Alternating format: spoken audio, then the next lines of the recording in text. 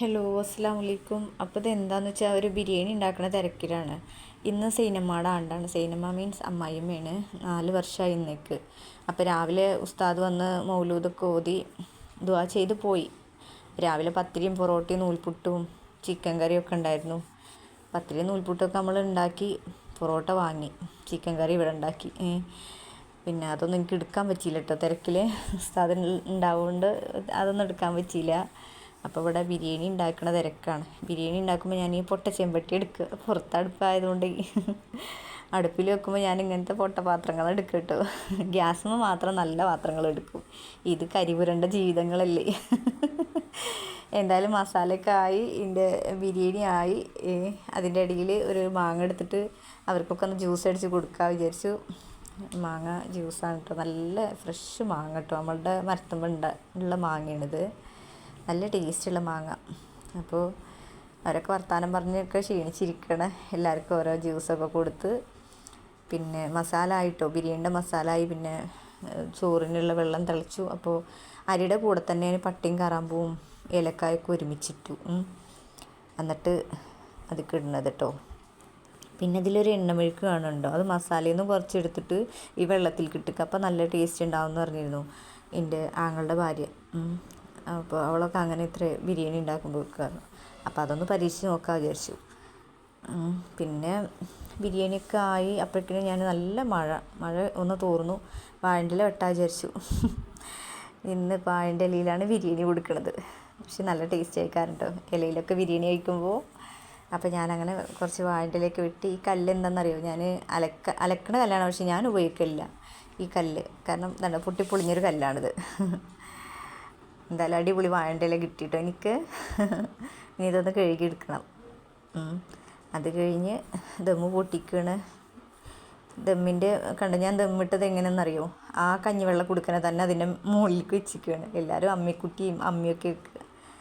നല്ല സ്മെല്ലുണ്ട് കേട്ടോ, മാഷാ അല്ലാ. അടിപൊളിയാണെന്ന് വിചാരിക്കണോ, ഇനി കഴിക്കുമ്പോഴേ അറിയുള്ളൂ. എന്തായാലും ഇതൊക്കെ ഒന്ന് ഇളക്കി നോക്കട്ടെ കേട്ടോ. ഒരു കൈ കൊണ്ട് ക്യാമറയും പിടിച്ചിട്ട് ഒരു കൈ കൊണ്ട് ഇളക്കുമ്പം ശരിയാവണില്ല കേട്ടോ. ക്യാമറ ഓഫാക്കിയിട്ട് ഇളക്കിയിട്ട് ആദ്യം തന്നെ എടുക്കേണ്ടി വരും തോന്നുന്നു. ഇളക്കുമ്പോൾ എനിക്ക് പറ്റണില്ല, ക്യാമറ അങ്ങോട്ടും ഇങ്ങോട്ടൊക്കെ പോകുന്നുണ്ട് ഫോണ്. അയ്യോ. എന്തായാലും ചോറൊക്കെ അടിപൊളിയായിട്ട് കിട്ടിയിട്ടുണ്ട്, നല്ല സ്മെല്ലൊക്കെ വരുന്നുണ്ട്. അപ്പം ഞാൻ ഇതൊക്കെ ഇളക്കി പാത്രത്തിലാക്കി. കഷ്ണങ്ങളൊരു പാത്രത്തിലും റൈസ് വേറൊരു പാത്രത്തിലും ആക്കി. മാഷാ അല്ലാ, അടിപൊളിയാണ് കേട്ടോ. നല്ല ടേസ്റ്റ് ഉണ്ട്, നല്ല സ്മെല്ലും നല്ല ടേസ്റ്റും ഉണ്ട്. ഞാൻ തന്നെ ടേസ്റ്റ് ചെയ്തിട്ടാണ് പറയണത്. അപ്പോൾ ഇത് ചെറിയ നാത്തൂനാണ്, അവൾ വിളമ്പുകയാണ്. ഇത് രണ്ടാമത്തെ നാത്തൂന്, ഇത് മൂന്നാമത്തെ നാത്തൂന്. അവരുടെ വിചാരം ഞാൻ ഫോട്ടോ എടുക്കുക എന്നാണ് കേട്ടോ. പാവങ്ങൾക്ക് അറിയണില്ല ഞാൻ ഇത് വീഡിയോയിൽ ഇടാനാണെന്ന്. ഇവളാണ് എല്ലാവർക്കും വിളമ്പി കൊടുക്കുന്നത്, ഇളയാളാണ്. പിന്നെ ഇളയാളുടെ കുട്ടിയാണിത്, അവൾ പ്രഗ്നൻ്റാണ്. 8 മാസമായി കൊണ്ട് ഡേറ്റ് പറഞ്ഞിട്ടില്ല. അവളെ പ്രസവത്തിന് കൂട്ടിക്കൊണ്ട് നിൽക്കുകയാണ്. തൈരും പുളിയിഞ്ചിയും അച്ചാറും. ഇതേ ഇവളുടെ മോന് ഗൾഫിൽ നിന്ന് വിളിച്ചിരിക്കുകയാണ് കേട്ടോ. ഇത് പിന്നെ മരുമോള് റിനിമോളാണത്. അപ്പോൾ അവളിങ്ങനെ കാണിച്ചു കൊടുക്കുന്നുണ്ട്, മോനിങ്ങനെ ഫോണിലൂടെ അങ്ങനെ കാണിച്ചു കൊടുക്കുന്നുണ്ട് ബിരിയാണിയൊക്കെ. ഭയങ്കര ഗൗരവത്തിലൊക്കെ സംസാരിക്കുക തോന്നുന്നുണ്ട്. എന്തായാലും ബിരിയാണി അടിപൊളിയാന്ന് പറഞ്ഞിട്ട് എല്ലാവരും അടിപൊളിയായിട്ട് കഴിച്ചു. കണ്ടോ, ഇലകൾ കണ്ടില്ലേ, മാഷാ അല്ലാ അടിപൊളിയായിട്ടുണ്ട്. ഇല്ല പേടിക്കാനൊന്നുമില്ല, കാരണം ഞാൻ അടിപൊളിയായിട്ട് വെച്ചിരിക്കണമെന്ന് എനിക്കറിയും. അതുകൊണ്ട് ഞാൻ എന്നെ തന്നെ പുകഴ്ത്തൊന്നുമല്ല കേട്ടോ. നല്ല ടേസ്റ്റ് ഉണ്ട് പറഞ്ഞു എല്ലാവരും. പിന്നെ ശ്വാസം കിട്ടുന്നില്ലാണ്ട് എല്ലാവരും ഇരിക്കണത്. റീനമോളൊക്കെ അന്തം വിട്ടുക്കണം. അത് കഴിഞ്ഞിട്ട് ഓരോ ഞാലിപ്പൂവൻ പഴം കഴിച്ചു അവരൊക്കെ. പിന്നെ കുറച്ച് നേരം വർത്താനം പറഞ്ഞ് ഇരുന്നപ്പോഴേക്കും എന്തായി, 4 മണിയായി. ഒരു കട്ടനുണ്ടാക്കി, പാല് പെരന്നു. അവിടേക്ക് എന്താ പറയുക, പാല് കേടുന്നു എന്ന് എങ്ങനെയാ അറിയാം, ഇവിടെ വേഗം പെരന്നു എന്നറിയാം. എന്തായാലും പാല് കേടുവന്നു. അപ്പോൾ കട്ടനാക്കി. പിന്നെ ഞാനിത് നേരത്തെ പറഞ്ഞ പോലെ കോഴിക്കോടൻ ഹലുവ, പിന്നെ രാവിലത്തെ കുറച്ച് കടികൾ ബാക്കിയുണ്ട്, പൊറോട്ടയും പത്തിരിയൊക്കെ.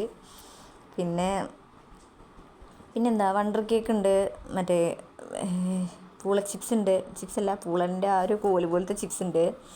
അപ്പോൾ അതൊക്കെ എടുത്തിട്ട് എല്ലാവർക്കും എന്താക്കി, ചായ കൊടുത്തു. വർത്താനമൊക്കെ പറഞ്ഞിരിക്കുമ്പോൾ ചായയും കുടിച്ച് ഇതൊക്കെ ഇങ്ങനെ കഴിക്കുമ്പോൾ നല്ല രസമായിക്കാരം.